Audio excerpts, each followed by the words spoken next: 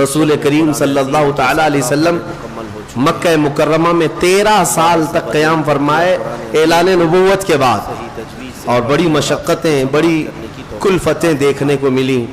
3 سال میرے آقا صلی اللہ علیہ وسلم کے پورے خاندان کا مکہ والوں نے بائیکاٹ کیا تھا، سوشل بائیکاٹ، سماجی بائیکاٹ، کھانا پینا ملنا جلنا سلام کلام سب بند کر رکھا تھا، کسی کو حضور کے خاندان کے قریب تک آنے نہیں دیتے تھے۔ 3 سال میرے آقا صلی اللہ تعالیٰ علیہ وسلم کے جو ایسے گزرے، ان میں کئی دن ایسے آئے ہیں جس میں صرف ہرے پتے میرے آقا نے کھائے ہیں، چمڑوں کو ابال کر کے کھایا گیا۔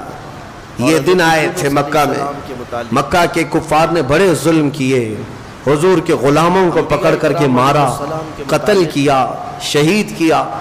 13 سال کے بعد میرے مولا نے، رب تعالیٰ نے رسول کریم صلی اللہ علیہ وسلم کو حکم فرمایا کہ اے محبوب آپ مکہ سے نکل کر کے مدینے کے سفر پر چلیں۔ یہ وہی ہجرت کی رات ہے جب میرے آقا صلی اللہ تعالیٰ علیہ وسلم کو قتل کرنے کے لیے مکہ کا ہر خاندان تیار تھا، تقریباً وہاں پر 13 یا 14 خاندان آباد تھے۔ ہر خاندان کا ایک آدمی میٹنگ کر کے آ چکا تھا کہ آج کی رات ہم ان کا کام تمام کر دیں گے، ختم کر دیں گے، اور سارے لوگ اپنے اپنے ہاتھوں میں تیز دھار تلوار لیے میرے آقا صلی اللہ علیہ وسلم کے گھر کے ارد گرد کھڑے ہو گئے کہ رات کا وقت ہوگا، سب کے سب اندر داخل ہوں گے، ایک ساتھ حملہ کریں گے، کیونکہ اس زمانے میں بدلے کی لڑائیاں بہت چلتی تھیں۔ تو سارے خاندان والے اس لیے آ گئے تھے کہ قریش پھر محمد صلی اللہ علیہ وسلم کے بدلے کے لیے لڑ نہ سکے کسی سے، سب خاندان ہیں تو کس سے لڑیں گے قریش، اس لیے سارے لوگ مل کر کے قتل کرنا چاہتے تھے۔ اور اسی رات کو مولا تعالیٰ حکم فرماتا ہے رسول آپ یہاں سے ہجرت فرمائیں۔ مولا کائنات علی مرتضیٰ شیر خدا رضی اللہ تعالیٰ عنہ میرے آقا صلی اللہ تعالیٰ علیہ وسلم کے ساتھ تھے، حضور نے ان کو اپنے بستر پر لٹایا اور خود میرے آقا گھر سے باہر نکلے، یاسین شریف کی تلاوت کرتے ہوئے اپنے ہاتھ میں مٹی اور کنکریاں کچھ لیں، اور جو باہر گھر کے کھڑے تھے ان کفار کے منہ پر پھینک دیا، اور حضور اکرم صلی اللہ علیہ وسلم ان کے درمیان سے چلتے چلتے نکل آئے، کسی ایک کافر کو بھی میرے آقا نظر نہیں آئے، جان ہے۔ اعلیٰ حضرت فرماتے ہیں کہ جان ہے، جان کیا نظر آئے، کیوں عدو گرد غار پھرتے ہیں۔ حضور پاک صلی اللہ علیہ وسلم جان کائنات ہیں، اور میں یہ بات کہا کرتا ہوں حضور اکرم صلی اللہ تعالیٰ علیہ وسلم کا دیدار اسے حاصل ہوگا جو ان کا عشق رکھتا ہو، ان کی محبت رکھتا ہو، ورنہ سامنے رہ کر کے بھی اندھا ہو سکتا ہے، سامنے رہ کر کے بھی اندھا ہو سکتا ہے۔ مولا نے آنکھیں اندھی کر دی ان کفار کی، ان کے بیچ سے نکل کر کے آئے، اور جب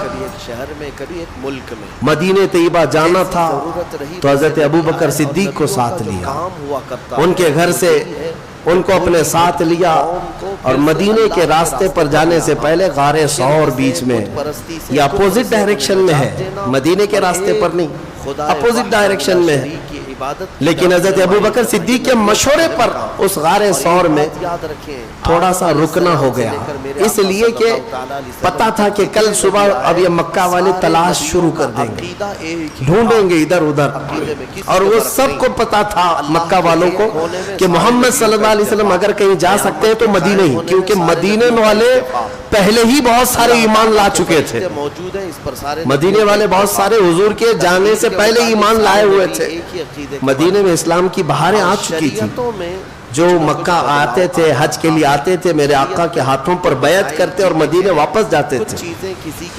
تو غار ثور میں میرے آقا صلی اللہ علیہ وسلم نے قیام فرمایا، وہ غار آج بھی موجود ہے، 5000 فٹ اونچے پہاڑ، 5000 فٹ اونچا پہاڑ، اس پر ایک غار ہے جہاں صرف 2 لوگوں کے بیٹھنے کی جگہ ہے آج بھی، اور روایتیں بتاتی ہیں میرے آقا صلی اللہ تعالیٰ علیہ وسلم غار ثور پر جب چڑھنے لگے تو صدیق اکبر کو دیکھا نہ گیا، حضور اتنی بلندی پر پیدل جائیں گے، تھکان کے آثار ہیں، صدیق اکبر نے اپنے کندھے پیش کیے، یا رسول اللہ آپ میرے کندھوں پر سوار ہو، آپ کا غلام لے کر کے اوپر چڑھے گا، میں آپ کو بتاتا ہوں تم पानी की एक बोतल लेकर के ऊपर तक जा नहीं पाओगे। हाँ, सफर बड़ा कठिन है। वो हम गए, बहुत सख्त लगता है, कोई चीज अपने पास नहीं होनी चाहिए, एक थैली भी ले जाना मुश्किल हो जाता है।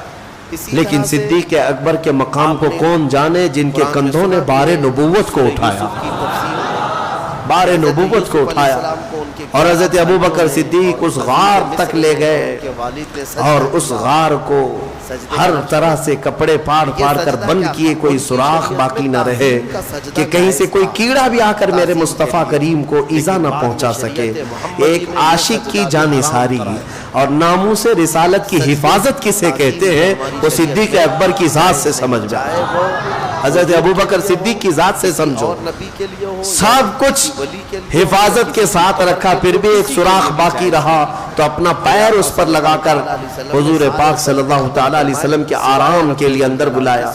मेरे आका सल्लल्लाहु तआला अलैहि वसल्लम आराम करते रहे, लेकिन अबू बकर सिद्दीक के पैर में एक सांप डसता रहा, बहुत पुराना सांप, जिसका जहर चढ़ करके उनका पैर पीला पड़ गया, लेकिन पैर हटाने को तैयार नहीं। हुजूर पाक के आराम में खलल न होने पाए। हाँ, हुजूर के लिए कुर्बानियां देना, एक डंडे से भागना, ये नामूस से रिसालत की हिफाजत का मामला नहीं है। जान पर बना चुकी थी लेकिन पैर नहीं हटाया। सिद्दीक अकबर का ईमान क्या था, मौत आएगी तो रुखे मुस्तफा पे आएगी, हुजूर सामने है, फिर किस बात का डर है। हजरत अबू बकर सिद्दीक पैर नहीं हटाए, दर्द की शिद्दत इतनी बढ़ गई, खुद मेरे आका बेदार हुए, पूछा कि कुछ तकलीफ हो रही है अबू बकर, कहा या रसूलुल्लाह सांप काट रहा। मेरे आका ने फरमाया पैर हटा दो, कहा नहीं कहीं आपको ईजा न दे दे। हुजूर ने फरमाया तुम पैर हटाओ, कोई मोजी हमें ईजा नहीं देगा। जानवर हुजूर को ईजा नहीं दे सकते क्योंकि मेरे आका उनके लिए भी रहमत है, उनके लिए भी रहमत कहने के लिए नाम के साथ आपने पैर हटाया, सांप अंदर आया, जो दीदार का मुश्ताक था, दीदार किया और वैसे ही वापस चला गया। सिद्दीक अकबर को अगर उसने डसा भी है तो वो इश्क की प्यास थी, कुरान में भी आया है, और हुजूर पाक सल्लल्लाहु अलैहि वसल्लम के दीद की तड़प थी। रसूल करीम सल्लल्लाहु तआला अलैहि वसल्लम ने अपना लुआब पाक हजरत अबू बकर के पैर में लगाया और उनका पूरा जहर उतर गया, सांप का जहर खत्म हो गया, कोई जहर का असर भी नहीं था। और मैं समझता हूं कि हजरत अबू बकर को ये मालूम था, इसलिए पैर नहीं हटा रहे थे। जहर चढ़ने तो सर तक भी चढ़े तो क्या होना है, लुआब मुस्तफा सामने मौजूद है, अरे शिफा खाना पूरा उनके सामने है, तो सांप डसे के बिच्छू डसे, क्या डर है और क्या फिक्र है। और उसके बाद हाँ जाहिर सी बात है, उतना मजबूत ईमान सिद्दीक अकबर का, आला हजरत इसी को फरमाते हैं, सिद्दीक ने गार में जा उन पे दे चुके, सिद्दीक बल्कि गार में जा उन पे दे चुके। जान बचाना क्या है पता है आपको, बात आ जाती है, फर्ज है। जान बचाना क्या है, फर्ज है, और ये सारे फराइज में सबसे बड़ा फर्ज है। अरे जान है तो नमाज पढ़ोगे, जान है तो ज़कात दोगे, जान है तो हज करोगे, सारे फर्ज बाद में, जान बचाना पहला फर्ज है। लेकिन हजरत अबू बकर ने वो सबसे आला फर्ज को भी निछावर कर दिया मेरे मुस्तफा की नींद पर, हुजूर की नींद पर। आला हजरत ने फतावा रज़विया शरीफ में एक प्यारी बात नकल फरमाते हैं, कहते हैं कि अगर दो फर्ज एक साथ जमा हो गए तो कौन से फर्ज पे अमल करना चाहिए। कुछ लोगों ने दो फर्ज एक साथ जमा हो जाएं तो कौन से फर्ज पे अमल करना चाहिए। एक ही वक्त में दो फर्ज आ गए, कौन से फर्ज पर अमल करे। अखलाक की तालीम है, जैसे हजरत अबू बकर सिद्दीक के ऊपर दो फर्ज आ गए थे, एक अपनी जान बचाना भी फर्ज था और एक मुस्तफा का एहतराम करना भी फर्ज था। हुजूर की इज्जत करना फर्ज है या नहीं, दो फर्ज एट ए टाइम एक ही वक्त में आए तो आला हजरत फरमाते हैं तो फिर देखा जाएगा कैटेगरी, उनका नाम कुरान में कौन सा फर्ज आला दर्जे का है और कौन सा फर्ज अदना दर्जे का है। उनका नाम जो आला दर्जे का होगा उस पर अमल किया जाएगा, अदना दर्जे का होगा छोड़ दिया जाएगा। तो हजरत अबू बकर सिद्दीक ने दोनों फर्जों को देखा اور اس کے بعد فیصلہ کیا اعلیٰ درجے کا فرض تو حضور کی عزت کرنا، جان بچانا اعلیٰ درجے کا فرض نہیں۔ یہاں جب بات آئے تو اعلیٰ درجے کا فرض کیا ہے؟ رسول کی عزت کرنا۔ اور کوئی نبی ہے صدیق بلکہ غار میں جان ان پہ دے چکے، اور حفظ جان تو جان فروز غرر کی ہے۔ بہت ہی اہمیت کا، اور اسی طرح مولا علی نے واری تیری نیند پہ نماز، نبی کو آپ نبی وہاں پر بھی دو فرض ہو گئے تھے نا۔ حضرت علی کے زانوں پر بھی حضور ایک دن آرام کر رہے تھے، عصر کی نماز حضرت علی نے نہیں پڑھی تھی، سورج ڈوب گیا، پتہ ہے نا وہ کیا؟ اور سنیوں کو نہ پتا ہو تو کسے پتا ہو؟ مخلوق کو اللہ تعالیٰ ڈائریکٹ بات میرے آقا کے معجزے اگر سنیوں کو نہیں معلوم، تمام بندوں سے حیرت کی بات ہے۔ وما کان اللہ، تو حضرت علی کے اوپر دو فرض آ گئے تھے، ایک عصر کی نماز پڑھنا ہے۔ اللہ تبارک و تعالیٰ عصر کی نماز فرض ہے کہ نہیں ہے؟ ارے پانچوں نمازوں میں سب سے اعلیٰ نماز عصر کی ہے، بیچ والی نماز، اس کا مقام بڑا ہے۔ عصر کی نماز بھی فرض، اور حضور آرام کر رہے ہیں، حضور کی عزت بھی فرض، ایک ہی ٹائم میں دو فرض آ گئے۔ مولا علی نے بھی دیکھا، کمپیئر کیا، 24,000 اب یہاں کون سا اعلیٰ درجے کا فرض ہے اور کون سا ادنا درجے کا فرض؟ مولا علی نے بھی عمل کر کے دکھایا۔ عصر کی نماز جاتی ہے تو جائے، رسول کی نیند کا احترام کرنا یہ اعلیٰ درجے کا فرض ہے۔ مولا علی نے واری تیری نیند پر نماز، وہ بھی نماز عصر جو سب سے اعلیٰ خطر کی ہے۔ پھر اعلیٰ حضرت اخیر میں بیان کرتے ہیں، تو نے انہیں جان اور انہیں پھیر دی نماز۔ جس کو ہم رٹ، حضور نے کیا ان دونوں کو نہیں دیا؟ یعنی صدیق اکبر کو ان کی جان لوٹائی کہ نہیں لوٹائی؟ کہا جاتا ہے، اور حضرت علی کو ان کی نماز لوٹائی کہ نہیں لوٹائی؟ رٹ کے حضور نے کسی کا کچھ باقی نہیں رکھا۔ صدیق اکبر نے اپنی جان دے دی، لیکن میرے آقا نے صرف لعاب لگا کر ان کی جان لوٹا دی۔ حضرت علی نے نماز چھوڑ دی، حضور بیدار ہو کر انگلی سے پلٹا کر ان کے لیے عصر کی نماز کا وقت قائم کرا دیا۔ تو نے انہیں جان اور انہیں پھیر دی نماز، پر وہ تو کر چکے جو کرنی بشر کی ہے۔ ثابت ہوا کہ جملہ فرائض فرو ہے، اصل الاصول بندگی استاجور کی ہے۔ اصل الاصول بندگی استاجور کی ہے۔ جو میں ختم کرتا ہوں اپنی بات کو کہ غار ثور میں ایک واقعہ جو پیش آیا، قرآن کہتا ہے اذ اخرجہ الذین کفروا ثانی اثنین اذ ہما فی الغار اذ یقول لصاحبہ لا تحزن ان اللہ معنا۔ یہ آیت کریمہ ہے۔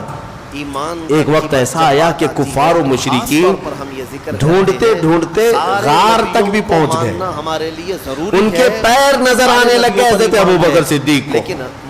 حضرت ابو بکر صدیق کے سینے میں خوف ہو گیا کہ پورے کے پورے یہ قاتل بپھر کر کے آ گئے، ہم دو ہی ہیں یہاں پر، اور غار کے قریب آ گئے۔ یہ سب ماننا، وہ پیروں کے نشان دیکھ کر کے آئے ہوں گے یا کسی بھی طرح سے وہاں تک پہنچ گئے۔ اب ڈرنے لگے حضرت ابو بکر، تو جانتے ہیں میرے آقا نے ان کے سینے پر ہاتھ رکھا اور ایک جملہ فرمایا لا تحزن ان اللہ معنا۔ ابو بکر مت گھبرا، اللہ ہمارے ساتھ ہے، مت گھبرا، اللہ ہمارے ساتھ ہے۔ میں اکثر یہی کہتا ہوں، اے مسلمانوں یہ جملہ اتنا پاورفل ہے، اتنا پاورفل ہے۔ کروڑوں جھوٹے کسی اور کے ساتھ ہوں مگر اللہ ہمارے ساتھ ہے، اللہ ہمارے ساتھ ہے۔ اس بات پر یقین کے ساتھ چلو، دیکھو تمہارا ایمان کتنا مضبوط ہوتا ہے، ایمان کتنا مضبوط ہوتا ہے۔ ہم نے دیکھا ہے کہ جس کے ہاں ایمان آ جائے تو پھر وہ دنیا کے خوف سے بھی آزاد ہوتا ہے۔ دنیا بڑے بڑوں کی بات تو چھوڑے، ابھی ماضی قریب میں ایک برقع پوش خاتون نے 40 کتوں کو صرف اللہ اکبر سے بھگایا تھا۔ 40 کتے بھاگ گئے، کس بات پر؟ کچھ بھی نہیں، نہ اس لڑکی کے پاس، اس خاتون کے پاس چھری نہیں ہے، چاقو نہیں ہے، بلیڈ نہیں ہے، کچھ نہیں ہے، لیکن اللہ اکبر میں اتنی تاثیر ہے۔ لا تحزن ان اللہ معنا، مت گھبراؤ بے شک اللہ ہمارے ساتھ۔ یہ جملہ مجھے عرض کرنا تھا، آج بھی میں آپ سب سے یہی کہتا ہوں، گھبراؤ مت، اور ہم بچپن میں شخص پیدا ہوا توغروں پر ایک شعر پڑھتے تھے، اکثر گھروں کے باہر چوکھٹوں پر یہ لگایا جاتا تھا، اور اب تو یہ سب رواج بھی ختم ہو گیا۔ نہ گھبراؤ مسلمانوں، ابھی خدا کی شان باقی ہے، ابھی اسلام زندہ ہے، قرآن باقی ہے۔ یہ ایک طرح سے حوصلہ دیا جاتا تھا، گھبراؤ مت، ابھی خدا کی شان باقی ہے، ابھی خدا ہے، ابھی اسلام زندہ ہے، قرآن باقی ہے، کچھ نہیں ہوگا انشاءاللہ العزیز۔ بہت سارے موذی کیڑے آئے لیکن اسلام کا کچھ نہیں نقصان ہوا انشاءاللہ العزیز۔ صبح قیامت تک یہ اسلام لہلہاتا ہی رہے گا، اسلام تیری نبض نہ ڈوبے گی، حشر تک تیری رگوں میں رواں خون ہے چار یار کا۔ اب میں تفسیر چونکہ پوری میری ہو نہیں سکی، ہجرت کا یہ سفر میرے آقا صلی اللہ تعالیٰ علیہ وسلم کا ابھی طویل ہے، لیکن میں یہیں پر روکتا ہوں۔ مدینہ طیبہ میرے آقا صلی اللہ تعالیٰ علیہ وسلم تقریباً 8 یا 9 منزلوں کے بعد پہنچے تھے تو شاندار مدینے والوں نے استقبال کیا تھا۔ لوگ کہتے ہیں حضور مکہ میں پیدا ہوئے تو وہاں پر تو جشن عید میلاد النبی نہیں منایا گیا، حضور پیدا ہوئے تھے تو میلاد نہیں منایا گیا۔ بہت سارے لوگ یہ سوال کرتے ہیں، ان سے جواب یہ دینا کہ حضور جب پیدا ہوئے تھے تو مکہ میں صرف کافر ہی کافر تھے سوائے بی بی آمنہ اور حضرت عبد المطلب کے، کون تھا وہاں پر؟ تو کافروں سے پوچھو گے میلاد نہیں منائے تھے، اگر تم بھی انہی کی کیٹیگری کے ہو تو مت مناؤ، کیا فرق پڑتا ہے؟ ہاں لیکن حضور جس دن مدینے میں انٹر ہوئے تھے، جس دن مدینے میں داخل ہوئے تھے، ارے چھوٹے بچے سے لے کے بوڑھے تک ہر کوئی مدینے کی گلیوں میں آ کر دف بجا بجا کر خوشیاں منا رہے تھے، ہم پر مولا کا 14ویں کا چاند طلوع ہو چکا ہے۔ طلع البدر علینا من ثنیات الوداع۔ الحمدللہ اسی بات پر فیصلہ ہو جائے گا کہ اگر حضور کے آنے پر تم مکہ کے کافروں کی اقتداء کرتے ہو تو تمہیں مبارک، الحمدللہ ہم مدینے کی ان بچیوں کی اقتداء کرتے ہیں جنہوں نے میرے آقا کا استقبال کیا تھا۔ اللہ تبارک و تعالی ہمیں انہی عاشقوں کی جماعت میں زندہ رکھے اور انہی میں ہمارا خاتمہ فرمائے۔ اور اس نے کتابیں بھی لکھ دی، 17-18 کتابیں لکھی اور سب میں الگ الگ تعلیمات بھر دیا۔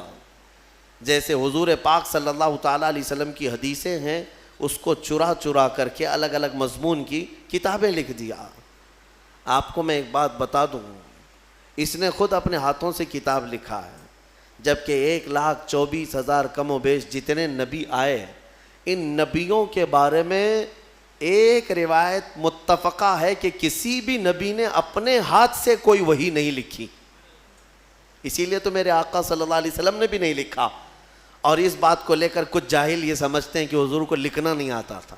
ارے نبیوں کی شان ہے وہ لکھتے نہیں تھے، کیوں؟ اس لیے کہ نبی کا حافظہ ایسا ہوتا ہے کہ اسے لکھنے کی ضرورت ہی نہیں ہوتی، ضرورت نہیں، ہاں لیکن لکھوایا جاتا تھا۔ حضور نے لکھوایا ہے صحابہ سے، اور یہ مردود تو خود ہی لکھتا تھا، ساری کتابیں خود ہی لکھا، اور پھر بعد میں مارا بھی گیا، ختم بھی ہو گیا۔ انہوں نے ایک گند پھیلا رکھی ہے، فرشتوں کا نام بھی ٹیسو ٹیسو میسو میسو، نہ جبرائیل نہ میکائیل نہ اسرافیل نہ اسرافیل، ٹیسو ٹیسو میسو میسو، جو وہی لے کر کے آتے تھے۔ نعوذ باللہ من ذالک، انہوں نے ایک دین کو مذاق بنایا۔ اس طرح کے اور بھی جھوٹے نکلیں گے، نبوت کا دعویٰ کریں گے تو فوراً پہچان لینا کہ یہ ہمارے زمانے کا دجال ہے۔ دجال کہتے ہیں سب سے زیادہ جھوٹ بولنے والا، سب سے زیادہ جھوٹ بولنے والا، اس کو کیا کہتے ہیں عربی میں؟ دجال۔ اور دنیا کا سب سے بڑا جھوٹ کہ حضور کے بعد کوئی نبی پیدا ہوگا، یہ دنیا کا سب سے بڑا جھوٹ ہے، اور جس نے کہا وہ دجال ہے۔ اور ابھی فی زمانہ ہمارے ہاں جو دجال ہے وہ ہماری کرنٹ میڈیا ہے، میڈیا نیوز کے اینکر، یہ تقریباً یہ دجال کے چیلے ہیں، یعنی چھوٹے چھوٹے دجال ہیں، کیونکہ جھوٹ جتنا زیادہ بولتا ہے عربی میں اس کو دجال کہتے ہیں۔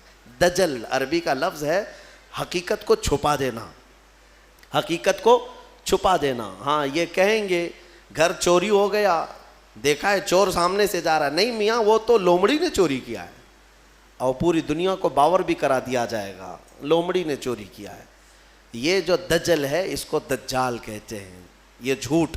بہرحال انبیاء اکرام علیہ السلام کے متعلق یہ عقائد آپ کے ذہن نشین رہیں کہ یہ بہت ہی اہمیت کے حامل ہیں. نبوت کے متعلق جو عقائد ہے اے میرے عزیزو اس میں کبھی گمراہی نہ آئے.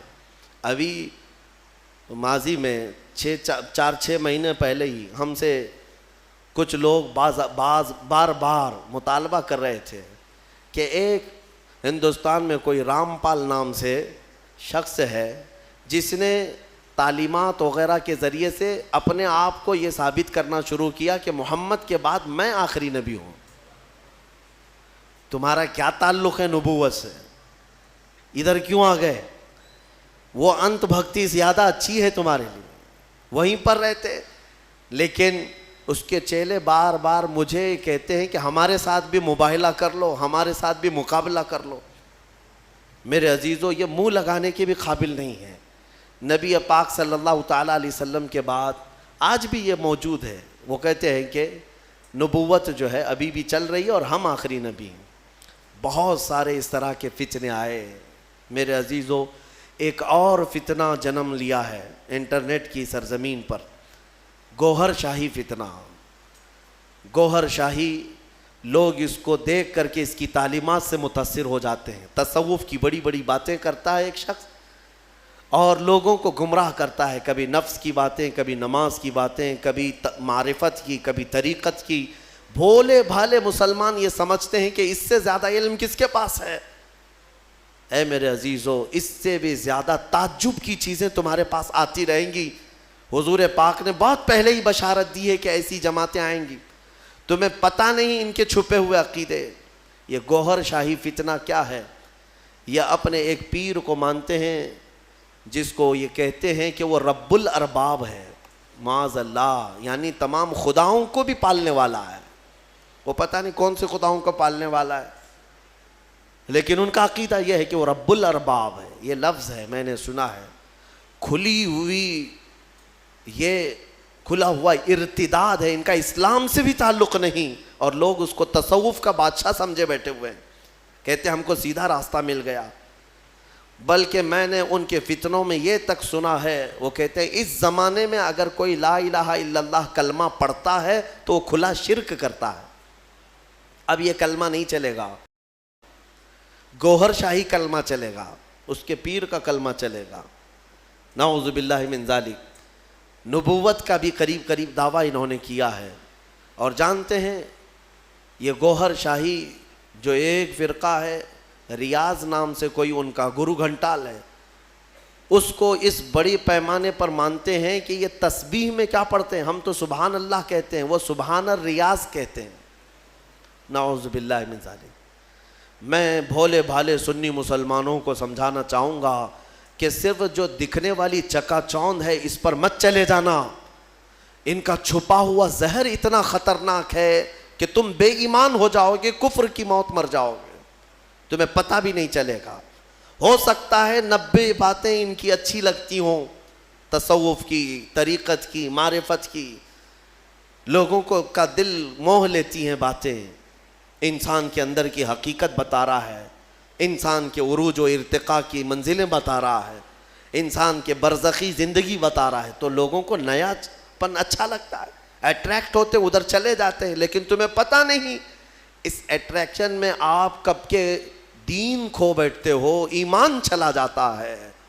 جو شخص دنیا میں اپنے پیر کو یہ عقیدہ رکھتا ہو کہ یہ رب الارباب ہے، یعنی رب کو بھی پالنے والا ہے معاذ اللہ، اور یہ عقیدہ رکھتا ہو کہ تسبیح اسی کی پڑھی جائے گی، اور یہ عقیدہ رکھتا ہو کہ کلمہ اس زمانے میں لا الہ الا اللہ پڑھنا کھلا شرک ہے، نعوذ باللہ، پھر اس کا دین اسلام سے کیا تعلق ہے؟ یہ یہودیوں کے پالے ہوئے وہ لوگ ہیں جو اسلام کو پڑھتے ہیں اور اسلامی لباس پہن کر کے ہماری جماعتوں میں آتے ہیں. لہٰذا میں سب کو الرٹ کرنا چاہوں گا، اس فتنے سے اپنے آپ کو بچاؤ. میں بہت دور دور جا کر کے دیکھا، چھوٹے چھوٹے علاقوں میں صرف انٹرنیٹ کو دیکھ کر کے لوگ اس کے مرید ہو گئے، اس کے گرویدہ ہو گئے، اس کے پیچھے ہو گئے. کسی وقت انشاءاللہ العزیز میں پورا آپریشن کروں گا اس کا، اس لیے کہ میں بہکتے ہوئے کئی لوگوں کو دیکھا ہے. بہرحال آج سورہ انبیاء کی ہم نے تلاوت کی. مختصراً میں عرض کروں، حضرت سیدنا ابراہیم علی نبینا علیہ الصلاۃ والتسلیم کا ذکر یہاں پر ہے، وہ جو آپ کے بچپن میں واقعہ پیش آیا کہ آپ تنہا اپنی آبادی میں تھے جو اللہ کی عبادت کرتے تھے، باقی سب کے سب وہاں پر بتوں کی پرستش والے، کچھ ستارہ پرست تھے، کچھ سورج کے پوجا والے تھے۔ ان سارے مشرکین کے بیچ میں تنہا ابراہیم علیہ السلام ہیں جو اللہ رب العزت کی عبادت کرتے اور لوگوں کو بلاتے بھی تھے کہ اس دین کی طرف آؤ۔ سگے چچا کو بلایا آزر جو مشرک رہا، حضرت ابراہیم علیہ السلام کی دعوت پر وہ نہیں آتے۔ بتوں کا تو ایک بہت بڑا میلہ لگتا تھا، اتنے بڑے وہاں پر تراشے ہوئے ان کے اپنے خدا تھے جن کے پاس منتیں مانگی جاتی، اعتکاف کرتے، نظر و نیاز کرتے، اس زمانے کے جیسے طریقے تھے ان کے۔ ایک مرتبہ ایسا ہوا کہ وہ لوگ پورے کے پورے گاؤں کے باہر میلے میں گئے تھے اور گاؤں میں کوئی نہیں تھا، ابراہیم علیہ السلام اکیلے آئے یہ جھوٹے خداؤں کے پاس، کلاڑی اپنے ہاتھ میں لے کر ایک ایک کو مارتے اور گراتے چلے گئے، سب کو توڑتے چلے گئے اور ان سے کہتے بھی تھے کہ میں مار رہا ہوں، بچا لو اپنے آپ کو۔ کون بچاتا؟ وہ اپنے جسم سے مکھی نہیں ہٹا سکتے۔ پھر اس کے بعد سارے لوگوں کو زمین بوس کر کے بڑے بت کے گلے میں کلاڑی لٹکا دیا، جو سب سے بڑا تھا اس کے گلے میں کلاڑی لٹکایا اور واپس چلے آئے۔ شام کو جب لوگ آئے گاؤں والے، اپنے خداؤں کا یہ حشر دیکھا تو آگ بگولا ہو گئے۔ یہ سب ایسی درگت کس نے بنائی ان کی؟ قرآن میں اللہ تعالیٰ فرماتا ہے قالوا من فعل هذا بآلهتنا، سب کہنے لگے کہ کس نے کیا ہمارے خداؤں کے ساتھ ایسے؟ پھر سب آپس میں بات کرنے لگے، قالوا سمعنا فتى يذكرهم يقال له ابراہیم، ہم نے سنا ہے کہ ایک نوجوان رہتا ہے جس کا نام ابراہیم ہے، اسی نے کیا ہوگا، وہ اکیلا نہیں آیا تھا ہمارے ساتھ۔ تو لوگوں نے کہا بلاؤ اس کو۔ بادشاہ وقت کے سامنے بلایا گیا اور پوچھا گیا اَأَنْتَ فَعَلْتَ هَذَا بِآلِهَتِنَا یا ابراہیم، اے ابراہیم ہمارے خداؤں کے ساتھ تو نے ایسا کیا ہے؟ یہ سب ایسی درگت ان کی تو نے بنائی، سب ٹکڑے ٹکڑے نیچے گرے ہوئے ہیں۔ قال بل فعلہ کبیرہم، ابراہیم علیہ السلام نے کہا نہیں، ان کے بڑے نے کیا ہے، ان کے ساتھ ان کے بڑے نے کیا ہے۔ بڑا بہت موجود تھا نا، بڑا جس کی کلاڑی گلے میں لٹک رہی تھی، تو لوگ حیرت میں رہ گئے کہ ایک بڑے نے چھوٹوں کو سب کو کیسے مار دیا۔ ابراہیم علیہ السلام نے ذو معنی بات کی تھی، یعنی جس کو دو معنی والی بات کہا جاتا ہے۔ وہ تو جاہل سمجھ رہے تھے کہ ابراہیم نے کہا ہمارے بڑے خدا نے سب ایسا کیا، جبکہ ابراہیم علیہ السلام کی نیت یہ تھی کہ ان کا بڑا تو میں ہی ہوں، ان کا بڑا میں ہی ہوں، ان کے بڑے نے کیا ہے، آپ سچ ہی بول رہے تھے۔ لوگوں نے کہا ان کا بڑا ایسا کیسے کر سکتا ہے، ایسے کیسے کر سکتا ہے؟ تو آپ نے کہا باقی تو سب مرے ہیں، ایک تو کھڑا ہے، اس سے پوچھو کس نے کیا، ایک تو ابھی باقی ہے نا، اسی سے پوچھو باقی سب کے ساتھ ایسے کس نے کیا۔ تو سب غصے میں لال پیلے ہو گئے، کہا کہ تم ہمارے خداؤں کے بارے میں ایسی ایسی باتیں کرتے ہو۔ تو ابراہیم علیہ السلام نے کیا جملہ کہا کہ اُفٍ لَكُمْ وَلِمَا تَعْبُدُونَ مِن دُونِ اللَّهِ أَفَلَا تَعْقِلُونَ، لعنت ہے تم لوگوں پر، اللہ کے سوا دوسروں کی عبادت کرتے ہو، ایسوں کی جو نہ اپنے آپ کو بچا پا رہے ہیں، نہ کسی کو نفع دے سکتے ہیں، نہ نقصان دے سکتے ہیں، ایسوں کی عبادت کرتے ہو۔ اب ظاہر سی بات ہے حق بات کڑوی ہوتی ہے، کڑوی لگتی ہے، ہوتی نہیں ہے، لگتی ہے۔ کچھ لوگوں کو جن کو قبول نہ کرنا ہو، اور غصے میں ان لوگوں نے ابراہیم علیہ السلام کے خلاف ایک محاذ چھیڑ دیا، حکم ہوا کہ ایک آگ لگائی جائے اور انہیں جلایا جائے۔ یہ سن نہیں پاتے ہیں، حالانکہ جو حقیقت ہے وہ بتاؤ تو لال پیلے ہو جائیں گے، غصے میں آ جائیں گے۔ یہ برسوں سے چلا آ رہا ہے، برسوں سے ایسا ہے۔ ابراہیم علیہ السلام کو آگ میں ڈالنے کے لیے انہوں نے جو آگ لگائی، تفسیر میں اس کے لیے فرمایا گیا 1 مہینے تک جلاتے رہے، 1 مہینے تک سارے لوگ لکڑیاں جمع کیے، جنگل کاٹ کاٹ کر کے انہوں نے لکڑیوں کا اوٹ لگا دیا۔ آگ جب بھڑکائی گئی، اندازہ تو کیجئے ایک ابراہیم علیہ السلام کو ڈالنا تھا، تو اتنی آگ کی کیا ضرورت ہے، اتنی آگ کی کیا ضرورت ہے؟ یہ مشرکین کی فطرت ہے کہ انتقام جب لینے کی بات آتی ہے تو یہ بھڑک جاتے ہیں اور بہت ہی زیادہ بڑے پیمانے پر نقصان پہنچانے کے پلان بناتے ہیں. پہلی چیز سے بھی عادت رہی ہے. اتنی بڑی آگ لگائی, یہاں تک کہ اوپر سے اگر کوئی پرندہ بھی جاتا تو جل جاتا, اس آگ کی گرمی اتنی تھی.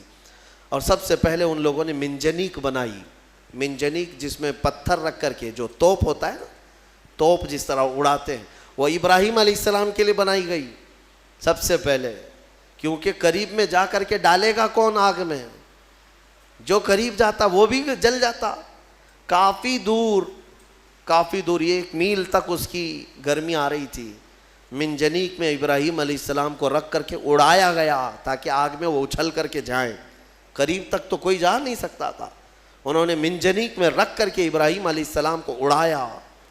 جب ابراہیم علیہ السلام آگ میں گرے جا رہے تھے تو اللہ رب العزت نے جبرائیل امین کو بھیجا کہ فوراً جاؤ ابراہیم کے پاس اور ان کو آگ سے بچاؤ. جبرائیل آئے اور کہنے لگے الک حاجت یا خلیل اللہ, اے اللہ کے خلیل کوئی حاجت ہو تو بتا دے, آگ میں گرنے کے قریب ہیں.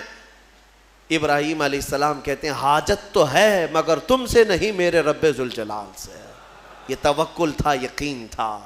اللہ تعالیٰ فوراً فرماتا ہے قلنا یا نار کونی بردن و سلاما علی ابراہیم, ہم نے کہا اے آگ ابراہیم پر ٹھنڈی ہو جا, سلامتی والی ہو جا.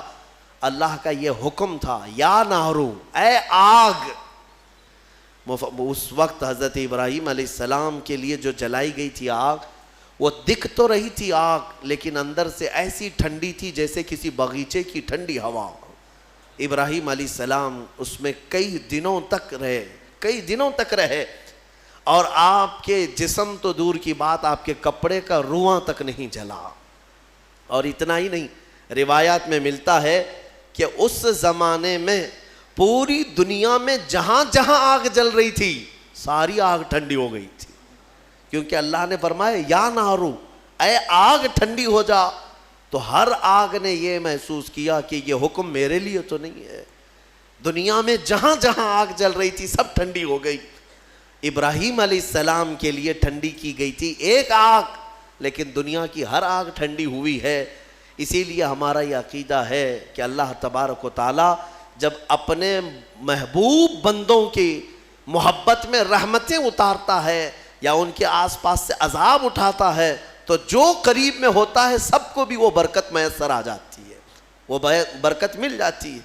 ابراہیم علیہ السلام کئی دنوں تک وہاں رہے اور اس کے بعد آگ بجھائی گئی, اور جب آگ کو ٹھنڈا کیا گیا تو ابراہیم علیہ السلام اپنے کپڑے جھاڑتے ہوئے کئی دنوں کے بعد آگ سے باہر آ رہے ہیں. میرے عزیزو, وہاں کیسے رہے آپ؟ یہاں تک کہ روایات بتاتی ہیں کہ ابراہیم علیہ السلام کو اس آگ کے اندر پھل بھی ملتے تھے, غذا بھی ملتی تھی, پانی بھی ملتا تھا, ساری نعمتیں ملتی تھی, اور کھاتے بھی رہتے تھے, پیتے بھی رہتے تھے. یعنی ابراہیم علیہ السلام کے لیے اللہ تعالیٰ نے وہ مکمل ایک بہترین آرام دہ باغیچہ بنایا. یہ مولا کی شان ہے, وہ جب آگ کو چاہے ٹھنڈا فرمائے اور کبھی ٹھنڈے کو چاہے تو وہ آگ بھی بناتے, اس کی قدرت کے فیصلے.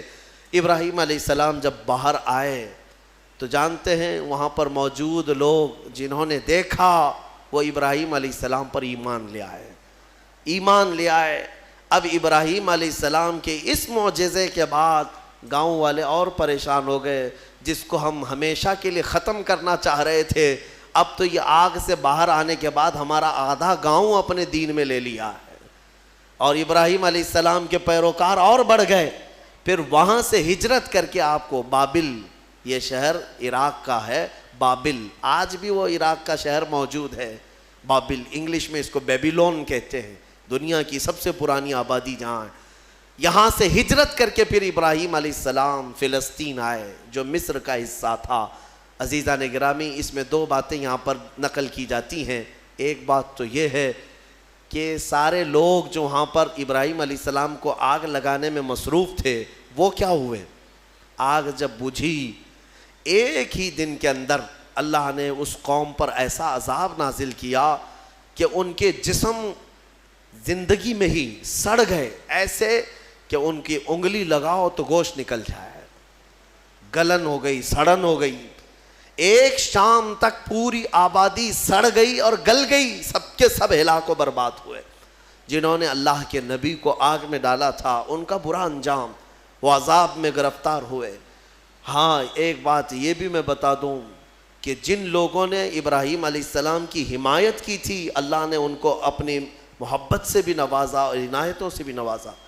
روایت میں 2 جانوروں کا بھی ذکر آتا ہے، 2 جانوروں کا، ایک مینڈک کا اور ایک گرگٹ کا، اور چھپکلی کا بھی ہے کہ گرگٹ نے یہ پھونک پھونک کر کے آگ کو بڑھانے کی کوشش کی اور مینڈک نے تھوک تھوک کر کے پانی آگ کو بجھانے کی کوشش کی کہ اللہ کے نبی ہیں. یہ آپ اندازہ کریں، گرگٹ کے پھونکنے سے نہ آگ بڑھنے والی ہے، مینڈک کے تھوکنے سے نہ آگ بجھنے والی، لیکن دونوں نے اپنے اپنے کاموں سے اپنی قسمت بنا لی. گرگٹ کی ہمیشہ یہ قسمت بن گئی کہ میرے آقا صلی اللہ علیہ وسلم نے فرمایا یہ گستاخ نبی ہے، جہاں اسے پاؤ مار ڈالو، اور ایک مار میں مارو تو زیادہ ثواب ہے، ثواب ہے اس کو. اور مینڈک کے بارے میں فرمایا خبردار اس کو کہیں دیکھو تو مارو مت، اس لیے کہ یہ اللہ کے نبی کی حمایتی ہے. اللہ کے نبی کے لیے یہ دعا کر رہی تھی، تھوک کر کے آگ بجھانے کی کوشش کر رہی تھی. ایک جانور پر ہمیشہ کے لیے اللہ کی رحمت اور ایک پر اللہ کا غضب. اس سے اندازہ ہوتا ہے کبھی کبھار کاموں سے کچھ ہوتا نہیں ہے، بگڑتا کچھ نہیں ہے، لیکن انسان اپنی تاریخ بدل جاتا ہے. آج میں یہی کہنا چاہوں گا، کسی ظالم نے اگر میرے نبی کی شان میں بھونکا ہے یا قرآن پر انگلی اٹھایا ہے تو قرآن کا بھی کچھ نہیں ہونا اور رسول کی عزت کا بھی کچھ نہیں ہونا، لیکن ان ظالموں نے اپنی قسمت بنا لی، ہمیشہ کے لیے مردود اور ملعون ہو گئے. اور تمہارے لیے میں کہتا ہوں 2 جملے اگر تم نے حضور کی شان میں بیان کر دیے، قرآن کی شان میں بیان کر دیے، تو یہ بھی میں بتا دوں نہ رسول کی شان تمہارے بولنے سے بڑھنے والی، نہ قرآن کی شان بڑھنے والی. ان کی شان تو خود میرے مولا نے بڑھا رکھی ہے. ہاں لیکن اتنا ہوگا کہ ان تمہارے 2 جملوں سے تم بھی قیامت تک اپنی قسمت بنا لے جاؤ گے. ہاں تم پر لوگ آئیں گے، رحمتوں کے پھول برسائیں گے. ہاں ایک زمانے میں کوئی آیا تھا جب کوئی گالی دے رہا تھا میرے مصطفیٰ کو کہ پیٹھ پیچھے کا علم نہیں، لیکن ایک عاشق تھا جو کہہ رہا تھا اور کوئی غیب کیا تم سے نہا ہو بھلا، جب نہ خدا ہی چھپا تم پہ کروڑوں درود. دیکھیں یاد ہے 100 سال گزر گئے بریلی کے امام کو دنیا سے گئے ہوئے، لیکن آج بھی جب مجمع میں اس اعلیٰ حضرت کا ذکر آتا ہے تو ایسا لگتا ہے کہ مجمع میں ایک جان سی پڑ گئی ہے، روح آ گئی ہے. کیوں؟ اس لیے کہ اپنے زمانے میں قلم ہی تو اٹھایا تھا، قلم ہی اٹھایا اور اپنے گھر پر بیٹھ کر کے دفاع کیا رسول پاک کی عزت کا. اسی لیے میں کہتا ہوں یہ مت سمجھنا کہ تمہارے کہنے سے کیا ہونے والا ہے، تمہارے بولنے سے کیا ہونے والا ہے. ارے میں تو ایک چھوٹا آدمی حضور کی شان میں بول کر کے کیا کر لوں گا، باقی بڑے بڑے نکارے بج رہے ہیں. ایسا نہیں ہے میرے عزیزو. مینڈک نے صرف 2 بوند تھوکے تھے لیکن صدیاں گزر گئی، آج بھی اس پر اللہ کی رحمت ہے. آگ بجھانے کی کوشش کی تھی، نبی کی حمایت کی تھی، اللہ نے آج تک اس پر رحمت کی ہے. اسی طرح آپ بھی اپنی قسمت کا حصہ لے سکتے ہو. دنیا بھونک رہی ہے تو بھونکنے دو، لیکن تم جب بھی جوش میں آئے یا جذبے میں آئے تو یوں کہا کرو رہے گا یوں ہی ان کا چرچا رہے گا. پڑے خاک ہو جائیں جل جانے والے، خاک ہو جائیں عدو جل کر، مگر ہم تو رضا دم میں جب تک دم ہے ذکر ان کا سناتے جائیں گے. تمہارے کہنے سے آپ کیا سمجھتے ہیں کچھ نہیں ہوگا؟ بہت ہوگا، بہت ہوگا. آنے والی 100 نسلیں بھی یاد رکھیں گی کہ نبی پر کوئی بھوک رہا تھا تو ایک عاشق جواب بھی دے رہا تھا، میرے مصطفیٰ کریم صلی اللہ علیہ وسلم کی عزت پر بات کر رہا تھا. یہ تاریخ بن جائے گی. یہی نہیں، قیامت کے دن بھی کروڑوں کا نہیں اربوں کا مجمع ہوگا، لیکن تمہارا نام لے کر میرے مصطفیٰ پکاریں گے، نام لے کر پکاریں گے. کہاں ہیں فلاں بن فلاں؟ جب لوگ گالیاں دے رہے تھے تو تیری زبان میرے نغمات بول رہی تھی. جب لوگ ہرزہ سرائی کر رہے تھے تو کوئی کہہ رہا تھا محمد سید الکونین والثقلین والفریقین من عرب ومن عجم. 700 سال ہو گئے امام بوصیری کو دنیا سے گئے ہوئے، لیکن آج بھی ہمارے مجمع میں مولایا صلی وسلم کے قصیدے گنگنائے جاتے ہیں. کیوں؟ اس لیے کہ وہ ایک چٹائی پر بیٹھ کر کے ہی میرے مصطفیٰ کی شان بیان کیا. مولا نے امام بوصیری کو ہمیشہ کے لیے زندہ کر دیا، ہماری مجمع میں زندہ کر دیا. دیکھیں حضور کی شان میں جس نے بھی کہا وہ آج بھی زندہ ہیں، ان کے نغمات بھی زندہ ہیں، ان کے اشعار بھی زندہ ہیں. گستاخی کرنے والے آئے چلے گئے، کہاں ہے ان کی گستاخیاں کہاں ہیں؟ نہیں ملیں گی تمہیں. لیکن ہر زمانے میں ہر علاقے میں، ارے یہاں کرناٹک ہے آپ کا علاقہ، آپ کی زبان ویسے تو کنڑ ہے یا ہندی ہے یا جو بھی ہے، آپ کو عربی سے کیا تعلق ہے؟ عربی جانتے بھی نہیں ہو. لیکن جب کبھی کوئی مولا یا صلی وسلم دائماً ابدا پڑھتا ہے، سمجھ میں کچھ نہ آئے، ہاتھ بھی باندھ لیتے ہو، گردن بھی جھکا لیتے ہو. کیوں کرتے ہو؟ اس لیے کہ یہ عشق کی بولی ہے، عشق کی بولی ہے. اور ایک عاشق نے کہا تھا تنم فرسودہ جہاں پارا سے ہجراں یا رسول اللہ، دلم پجمردہ آوارا سے عصیاں یا رسول اللہ. فارسی کلام ہے، علامہ عبد الرحمن جامی کا لکھا ہوا ہے، لیکن جب ہم اردو والوں میں بھی پڑھتے ہیں تو گردنیں جھومنے لگ جاتی ہیں. کیوں؟ عشق کی بولی ہے، عشق کی بولی ہے. اور یہاں پر عشق کی بولی کے لیے نہ نسل دیکھی جاتی ہے، نہ رنگ دیکھا جاتا ہے کہ بولنے والا کون سی ذات کا ہے. حتیٰ کہ میں آپ کو یہ بتاؤں کہ بارڈر بھی نہیں دیکھے جاتے، ہندوستان کا ہے کہ پاکستان کا ہے، یہ بھی نہیں دیکھا جاتا. عشق کی بولی اگر بارڈر کے باہر سے آتی ہے تب بھی سویکار کیا جاتا ہے کہ نبی کی تعریف کر رہا ہے. محمد کی محبت دین حق کی شرط اول ہے، اسی میں ہو اگر خامی تو سب کچھ نامکمل ہے.